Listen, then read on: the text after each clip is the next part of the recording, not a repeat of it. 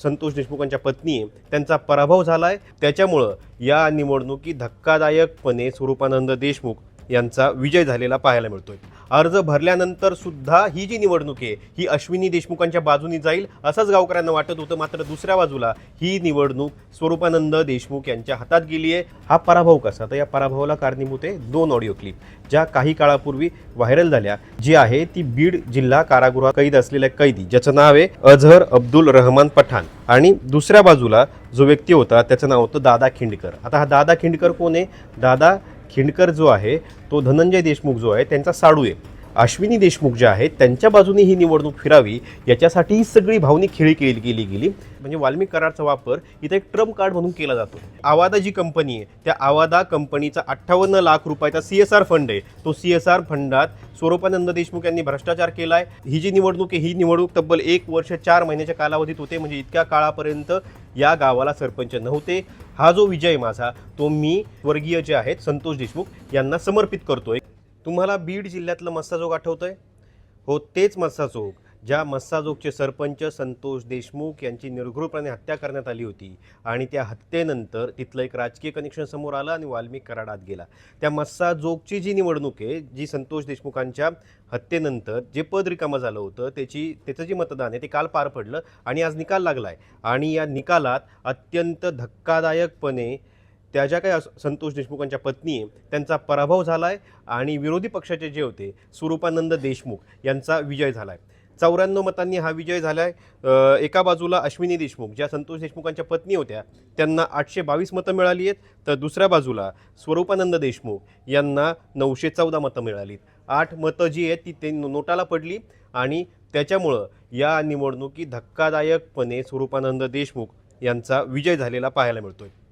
आतापर्यंत जर घटनाक्रम पाहिला तर संतोष देशमुखांच्या हत्येनंतर ही जी काही निवडणूक आहे ही निवडणूक बिनविरोध करण्याचा प्रयत्न गावकऱ्यांनी केला होता। गावकऱ्यांनी इथं बैठक बसवली, गावात समजवण्याचा प्रयत्न केला, मात्र स्वरूपानंद देशमुख जे आहेत ते आपल्या मतावर ठाम राहिले। त्यांनी निवडणूक लढवण्याचा निर्णय घेतला आणि निवडणुकीसाठी अर्ज भरला। अर्ज भरल्यानंतर सुद्धा ही जी निवडणूक आहे ही अश्विनी देशमुखांच्या बाजूनी जाईल असंच गावकऱ्यांना वाटत होतं, मात्र दुसऱ्या बाजूला ही निवडणूक स्वरूपानंद देशमुख यांच्या हातात गेली आहे। 94 मतांनी त्यांचा विजय झालेला आहे। आता स्वरूपानंद देशमुख कोण आहेत हे माहिती असणं आपल्याला गरजेचं आहे। स्वरूपानंद देशमुख हे तिथल्याच गावातील एक राजकीय व्यक्ती आहेत ज्यांनी याच्या आधी संतोष देशमुखांविरोधात सुद्धा निवडणूक लढवली होती आणि 9 मतांनी त्यांचा पराभव झालेला होता। त्यावेळेस सुद्धा ही जी निवडणूक आहे ही निवडणूक अर्धी राहिलेली होती। गाव 2 विभागात विभागलं गेलेलं होतं।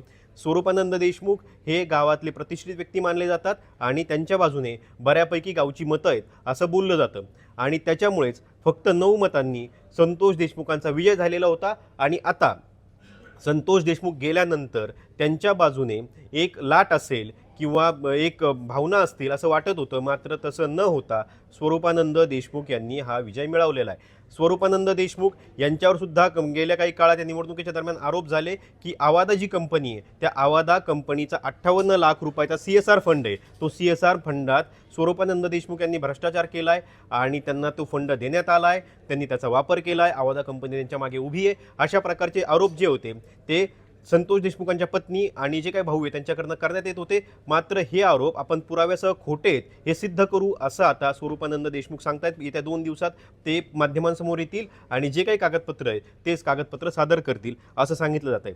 आता तुम्हाला प्रश्न पडला असेल की अश्विनी देशमुख नक्की पडल्या कशा? एवढं भावनिक वातावरण तयार झालं संतोष देशमुखांच्या बाजूने, एवढं अख्खं गाव होतं, मात्र हा पराभव कसा? तर या पराभवाला कारणीभूत आहे 2 ऑडिओ क्लिप ज्या काही काळापूर्वी व्हायरल झाल्या, ज्याच्यामध्ये जेलमधला एक कैदी बाहेरील एका व्यक्तीशी फोनवर बोलत होता आणि वाल्मिक कराडचे लोक कसे आपल्याला मारहाण करतात, कशी त्याची दहशत आहे हे सांगत होता। आणि त्याच्यानंतर एक दुसरी ऑडिओ क्लिप व्हायरल झाली ज्याच्यामध्ये कैद्याने सांगितलं की मला हे सांगायला भाग पाडलं गेलं। आता हे प्रकरण नक्की काय होतं ते समजा। या ज्या ऑडिओ क्लिप होत्या या ऑडिओ क्लिप जी आहे ती बीड जिल्हा कारागृहात कैद असलेल्या कैदी ज्याचं नाव आहे अझहर अब्दुल रहमान पठाण हा बोलत होता त्या कॉलवर आणि दुसऱ्या बाजूला जो व्यक्ती होता त्याचं नाव होतं दादा खिंडकर। आता हा दादा खिंडकर कोण आहे? दादा खिंडकर जो आहे तो धनंजय देशमुख जो आहे त्यांचा साडू आहे आणि हा जो साडू आहे याने जाणीवपूर्वक दबाव टाकून माझ्याकडून ऑडिओ क्लिप बनवून घेतला असं दुसऱ्या जो काही ऑडिओ आहे त्याच्यामध्ये जे काही जो कैदी आहे त्याने सांगितलं आहे. आणि याचं जे काही पत्र आहे त्याने जिल्हा प्रशासन, जे काही जिल्हा कारागृह प्रशासन आहे त्यांना सुद्धा दिलेलं होतं. आणि त्याच्यानंतर गावात एक वातावरण असं तयार झालं की अश्विनी देशमुख जे आहेत त्यांच्या बाजूने ही निवडणूक फिरावी याच्यासाठी ही सगळी भावनिक खेळी गेली आणि वाल्मिक कराडच्या विरोधात, म्हणजे वाल्मिक कराडचा वापर इथं एक ट्रम्प कार्ड म्हणून केला जातो. आणि हे जे काही हे सगळं षडयंत्र रचलं गेलं आहे हे दादा खिंडकरकडनं, असं एक जे काही आहे ते वातावरण किंवा अशी समज जी आहे ती गावात पसरली आणि त्याच्यामुळं मतं फिरली गेली असं राजकीय तज्ज्ञांना वाटतंय. तर दुसऱ्या बाजूला आवादा जी कंपनी आहे त्या आवादा कंपनीने 56 लाख रुपये जे ते CSR फंडाचे ते जे काही स्वरूपानंद देशमुख यांच्या खात्यात दिले आणि त्याचा वापर, पैशाचा वापर त्यांनी मोठ्या प्रमाणात या निवडणुकीत केला, त्याच्यामुळे त्यांचा विजय झाला असं देशमुख कुटुंबाचं म्हणणं आहे. आता याच्यामधलं खरं काय, हे खरं आता काही दिवसात समोर येईल किंवा कदाचित समोरही येणार नाही. मात्र इथं मात्र एक गोष्ट निश्चित झाली आहे की 92 मतांनी स्वरूपानंद देशमुख जिंकलेत आणि अश्विनी देशमुख यांचा पराभव झाला आहे. आणि हा पराभव आता कायम राहणार आहे. सरपंचपदी जे काय आहे ते स्वरूपानंद देशमुख विराजमान होतील. आणि दुसऱ्या बाजूला धनंजय देशमुख यांनी समोर येऊन सांगितलं की आवादा कंपनी संदर्भातली जी कागदपत्रं आहे ती कागदपत्रं घेऊन ग्रामपंचायत आवारात तुम्ही माध्यमांसमोर यावं आणि तो जो काय आहे तो खुलासा करावा. हे काय होईल हे पुढच्या काळात कळेल. मात्र एक हत्याकांड, त्या हत्याकांडातून तयार झालेलं राजकीय कनेक्शन आणि त्या राजकीय कनेक्शनमधून लागलेली मस्साजोगची निवडणूक ही रंगतदार होती आणि तिचा रिझल्ट आज लागला आहे. आता हे जे काही प्रकरण आहे, हे जे काही गाव आहे, हे गाव कसं चर्चेत आलं तर गाव चर्चेत येण्याची सुरुवात झाली 6 डिसेंबरपासून. म्हणजे त्याची एक पार्श्वभूमी आहे ती 6 डिसेंबरपासून, चर्चेत आलं 9 डिसेंबरला. 6 डिसेंबरला काय घडलं होतं तर 6 डिसेंबरला आवादा जी कंपनी आहे, आवादा ही जी कंपनी आहे ही जे काही पवनचक्क्या बसवण्याचं काम आहे ती पवनचक्क्या बसवण्याचं काम ही करते. मराठवाड्याचा बराचसा भाग असेल किंवा बीड जिल्ह्याचा भाग असेल, इथं या कंपनीचे प्लांट्स आहेत. आणि या आवादा कंपनीच्या आवारात संतोष देशमुख आणि जे काही विरोधी विष्णू चाटे आहेत त्यांचे जे काही लोक आहेत त्यांच्यात बाचाबाची झाली, हाणामारी झाली. आणि त्याच्यानंतर 9 डिसेंबरला जे आहे 9 डिसेंबर 2024ला संतोष देशमुखांचं अपहरण केलं गेलं आणि त्यांना डोंगाव टोलनाक्याजवळ त्यांचं अपहरण केलं गेलं आणि त्यांना मारहाण करण्यात आली. आणि मारहाणीनंतर त्यांची हत्या करण्यात आली आणि हत्या केल्यानंतर त्यांचा जो मृतदेह आहे तिथंच छिन्नविच्छिन्न अवस्थेत सोडण्यात आला. हत्या इतकी जबर पद्धतीने करण्यात आली होती की मानवतेला काळिमा फासली जाईल. म्हणजे माणुसकीची सगळी परिसीमा ओलांडली गेली, त्यांचे पूर्ण कपडे फाडले गेले, त्यांच्या तोंडात लघुशंका करण्यात आली. आणि त्याचे जे काही फोटो आहेत, फोटो आणि व्हिडिओ काढण्यात आले आणि ते फोटो आणि व्हिडिओसुद्धा व्हायरल करण्यात आले होते. आणि त्याच्यानंतर हे जे प्रकरण तापलं त्याच्यानंतर 9 आणि 10 डिसेंबरला याची सगळी मीडिया ट्रायल चालली, सगळ्या माध्यमांमध्ये त्याच्या बातम्या आल्या आणि बातम्यांनंतर पोलीस जागृत झाले आणि त्यांनी आरोपींचा शोध सुरू केला. आणि त्याच्यानंतर मुख्य आरोपीसह 7 आरोपींना अटक करण्यात आली. आणि याची जी काही सूत्रं आहेत याची सूत्रं जाऊन पोहोचली थेट वाल्मिक कराडपर्यंत. वाल्मिक कराड म्हणजे धनंजय मुंडेंच्या जवळचा जो माणूस म्हटला जातो त्या वाल्मिक कराडपर्यंत जाऊन पोहोचली. आणि त्याच्यानंतर वाल्मिक कराडला अटक करण्यात आली. 31 डिसेंबर 2024ला वाल्मिक कराडने आत्मसमर्पण केलं. त्याच्या आधी तो गायब होता. बरेच दिवस त्याला पोलीस शोधत होते, मात्र तो काही मिळत नव्हता. देवदर्शन करत फिरतोय असं सांगितलं जात होतं. अनेक ठिकाणी त्याच्या नोंदी सुद्धा होत्या. मात्र वाल्मिक कराड पोलिसांच्या हाती लागला नाही. शेवटी 31 डिसेंबरला वाल्मिक कराडने आत्मसमर्पण केलं आणि त्याच्यानंतर जे आरोपी आहेत त्या आरोपींची शोध मोहीम सुरू झाली.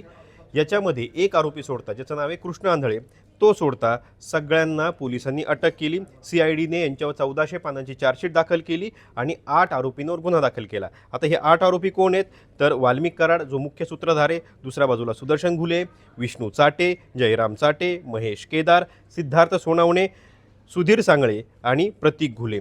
आता हे जे काही आहेत या आरोपींना अटक करण्यात आली. आणि जो कृष्ण आंधळे अद्यापपर्यंत सापडलेला नाही. कृष्ण आंधळे कुठे, काय, कसा हे अद्यापपर्यंत कुणाला माहिती नाही. जिवंत आहे की मेला आहे हे सुद्धा माहिती नाही आहे. त्याच्यावर सुद्धा आरोप करण्यात आले की कृष्ण आंधळे जो आहे तो यातलं सगळे गुपित उघडं करेल, त्याच्यामुळे त्याला संपवण्यात आल्याचा सुद्धा जो काही आरोप आहे तो दुसऱ्या बाजूला धनंजय देशमुख जे आहेत, संतोष देशमुखांचे भाऊ, यांच्याकडनं करण्यात आला. ही सध्याला केस कोर्टात पेंडिंग आहे. मकोका अंतर्गत त्यांच्यावर खटला दाखल करण्यात आलेला आहे. आणि आतापर्यंत हे सगळे जे आरोपी आहेत हे पोलीस कोठडीतच आहे. त्यामुळे हे जे काही प्रकरण आहे हे प्रकरण राज्याच्या पातळीवर गाजलं होतं.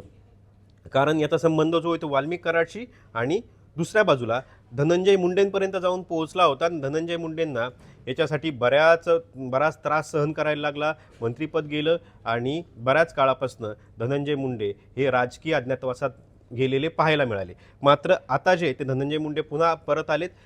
पण दुसऱ्या बाजूला ही जी निवडणूक आहे, ही निवडणूक भावनेच्या आधारावर जी आहे ती अश्विनी देशमुख म्हणजे ज्या काही पत्नी आहेत त्यांच्या बाजूने वळेल असं मानलं जात होतं. मात्र गावकऱ्यांनी त्याला साथ दिलेली दिसत नाहीये.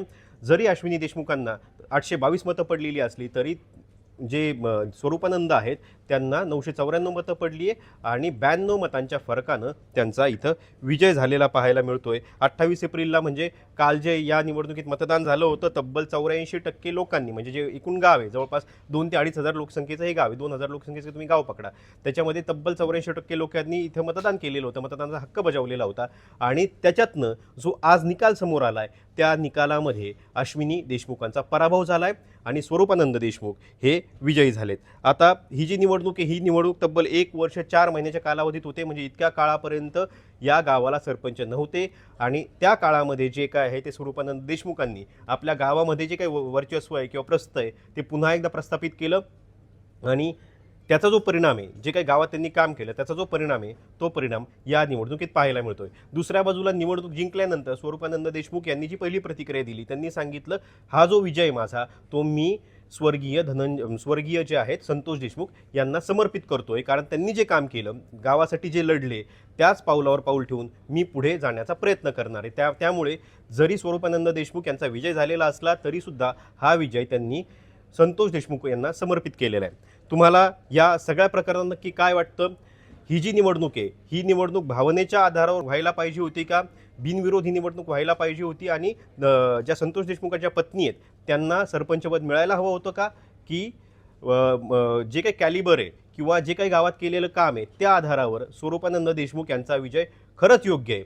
तुमचं मत कमेंट बॉक्समध्ये नक्की सांगा आणि अशाच माहितीपूर्ण व्हिडिओसाठी टाइम्स नाऊ मराठीला सबस्क्राईब आणि फॉलो करायला विसरू नका.